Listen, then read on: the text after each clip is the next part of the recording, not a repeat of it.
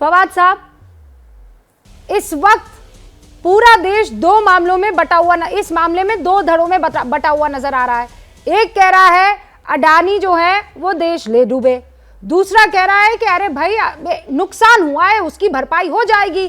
कोई तीसरी पार्टी आकर थोड़ी बताएगी देश के बाहर की कि क्या घपला हुआ, और वो जो खुद ही घपलेबाज है सबसे बड़े लेवल का। मैं एंडरसन की बात कर रही हूं और हिंडनबर्ग की। फवाद हलीम साहब,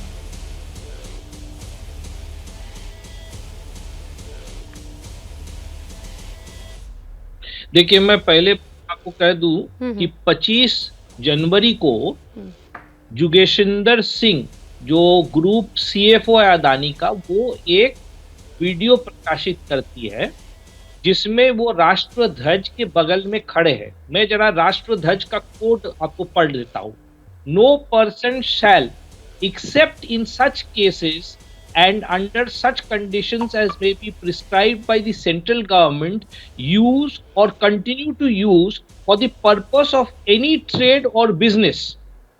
ये राष्ट्र ध्वज का अपमान अडानी ग्रुप ने किया है जब उनके ग्रुप के सीएफओ ने इस हमारे राष्ट्र ध्वज के बगल में रख करके एक बिजनेस मामले में उन्होंने वीडियो जारी किया है। तो पहली बात, उनके खिलाफ और अडानी ग्रुप के खिलाफ राष्ट्रीय ध्वज का अपमान के तहत सरकार को, मोदी सरकार को केस दर्ज करनी चाहिए।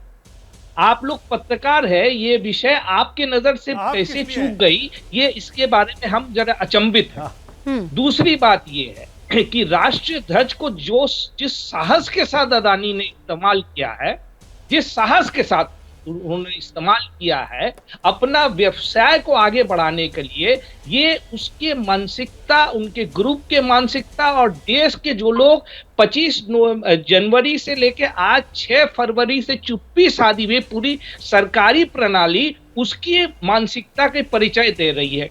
अब आप तहकीकात की बात कर रहे हैं, हम लोग विपक्ष से हम कह रहे हैं कि ये जो इंसान है जो आम होकर के राष्ट्र ध्वज को इस्तेमाल कर रहा है, सारा मुल्क के सामने में हमारा जो प्रतीक है उस प्रतीक को खिलौना के तरीके से इस्तेमाल करे, वो बाकी सब जो हमारे संस्थाएं हैं उनके किस तरीके से खिलवाड़ करेंगे, इसके बारे में हम लोग को गंभीरता से सोचिए। और वो सोचने की जगह सिर्फ आज जो सरकार में बैठे हुए मोदी सरकार ने राष्ट्र ध्वज को सुरक्षित नहीं रखा है, इसीलिए जेपीसी जरूरत है। ज्वाइंट पार्लियामेंट्री कमेटी में बीजेपी के भी लोग रहेंगे और विपक्ष के भी लोग रहेंगे। विपक्ष के लोग इस वक्त बहुत जरूरी है इस जांच के लिए, क्योंकि सरकार के ऊपर में भरोसा नहीं की जा सकती।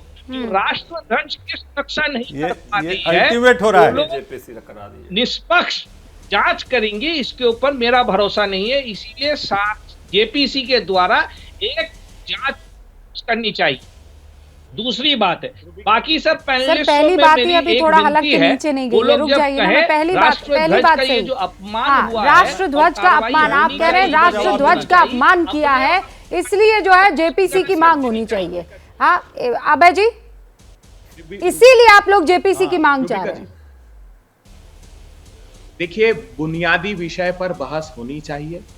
तो सरदाना जी ने कहा कि साहब उनके जैसे मेरे साथी मित्र ने अभी बताया था कि उन्हें शेयर्स के अगेंस्ट अगर लोन लिया है बैंकों से, और अरे आप दोनों विपक्षी का हिस्सा है ना सर, मुझे बताइए ना, आप कह रहे हैं बुनियाद पे बहस होनी चाहिए, वो कह रहे हैं बुनियाद है राष्ट्र ध्वज का अपमान।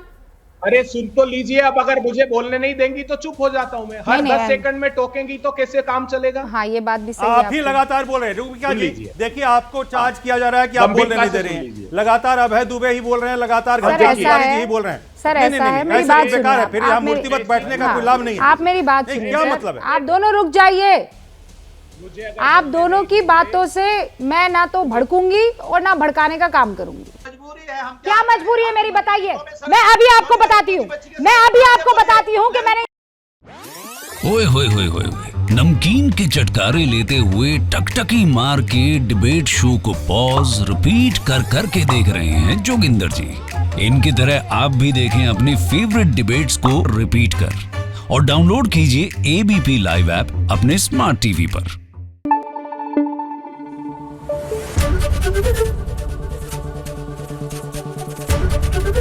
एबीपी न्यूज आपको रखे आगे।